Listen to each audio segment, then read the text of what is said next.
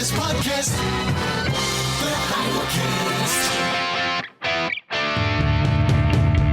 It's a Heidel minicast. And now, Scott Clark. What do we mean when we say expiation and propitiation? If the Heidelcast helps you, won't you help us keep it going? Please make the coffer clink by clicking on the PayPal link or by sending a check to Heidelberg Reformation Association, 1637 East Valley Parkway, number 391, Escondido, California, 92027.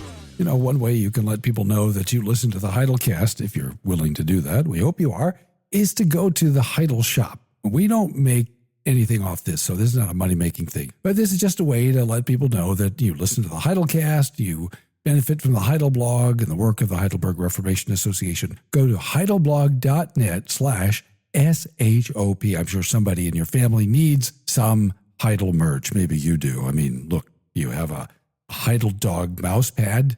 Well, who doesn't need that? Or a dog dish, or a tumbler, or a coffee mug that says Heidelblog or Heidelcast, or a t-shirt, or a hoodie, or something like that. Lots of stuff there. Go check it out. You'll be glad you did. One of the reasons there is confusion about the extent of the atonement is that Christians do not always understand well what it is that Christ came to do. So what I want to do in this episode, and maybe in the next, we'll see how it goes, is to try to explain briefly the biblical teaching regarding the atonement. And there are two parts to the doctrine. First is expiation, and the second is propitiation. Propitiation is a term that has largely been lost from contemporary English, in part maybe because it's been omitted from Bible translations in favor of just using the broader term atonement. But the Reformed contend that Christ's death was propitiatory, and the object of that propitiation was God's wrath, his justice against sin. So our English word propitiate is really a Latin word, propitio, which means to render someone favorable or to appease. This was Jerome's rendering of two different words in the Vulgate, the Latin translation of the Bible that was widely used in the Middle Ages and through the 16th century. Exodus 32 recounts the story of the Israelite idolatry committed at the foot of Mount Sinai.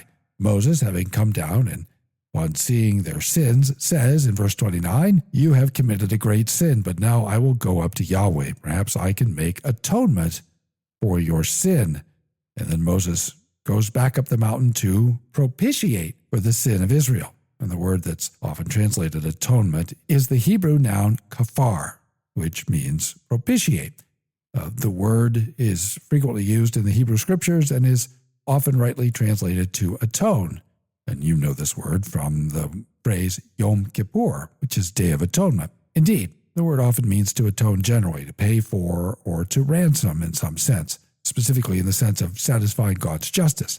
Sometimes, however, as in the passage we were just hearing, the word takes on a very specific sense of turning away God's wrath against sin. That kind of usage shouldn't surprise us, since in Scripture it is used to describe human relations. For example, in Genesis 32:16-20, Jacob is said to propitiate Esau. In the same way, in Proverbs 16:14, a wise man will propitiate an angry king. If humans can and must propitiate other human beings, how much more need we propitiate God? This sense of turning away God's wrath from his people becomes even clearer when Moses prays and Yahweh is said to change his purpose. His wrath is turned away. He is appeased, and he becomes propitious or favorable towards his people. The word occurs here in the context of God's wrath. The direct object implied in Moses' propitiation is God. It is the sin of Israel that is the indirect object. If God didn't need to be propitiated, then Moses wouldn't need to make an atoning sacrifice. This is allowed by Hebrew grammar, and it's demanded by the context. Thus, there's a close association between atonement and propitiation.